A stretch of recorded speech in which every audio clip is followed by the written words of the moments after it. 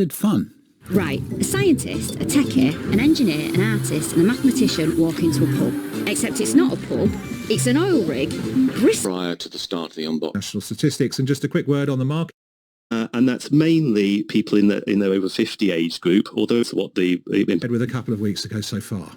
Andy, thank you. 24 minutes past 7 is the time. This sounded fun.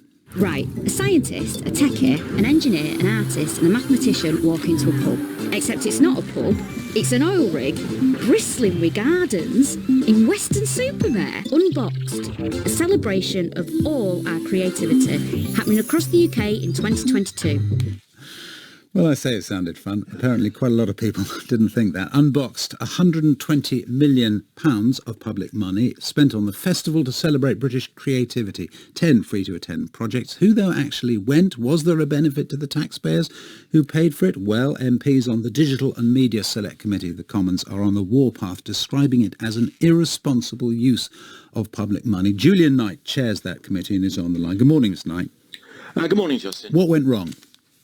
I think, well, we warned about this several months ago in a report that we issued prior to the start of the Unboxed Festival. And in that report, we focused on the fact that this was an ethereal idea, the idea of Unboxed. It didn't actually mean anything. It wasn't pegged to anything. So, for example, the most successful sort of mass cultural events that we've had in recent years would be something like, for example, the centenary of the First World War. That's obviously pegged to something that people understand. And then secondly, obviously, the Jubilee celebrations. And those things have something that people can get their head around. Unboxed was a very ethereal idea. The idea was that basically they would build it and they would come when they built it. And according to the DCS's own figures, they didn't come. Yeah, and according to the figures as well, it actually cost, you mentioned the Platinum Jubilee, it's cost 4 times what was spent on the Jubilee.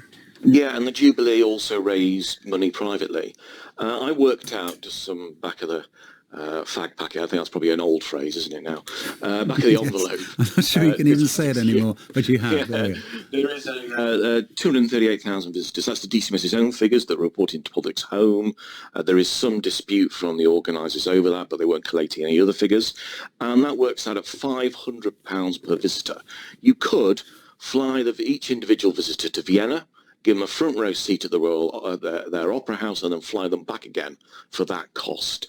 It is, unfortunately, a monumental waste of money, and it's something we've warned about, and actually, even within the department, was something that effectively they felt as if was going off the rails, but no one said, stop, let's reassess, and if necessary, let's cancel. They're now saying that 4 million people have engaged with the festival. I'm not quite sure what that means, but they are claiming that the figure you've just come up with, the small figure, is simply wrong.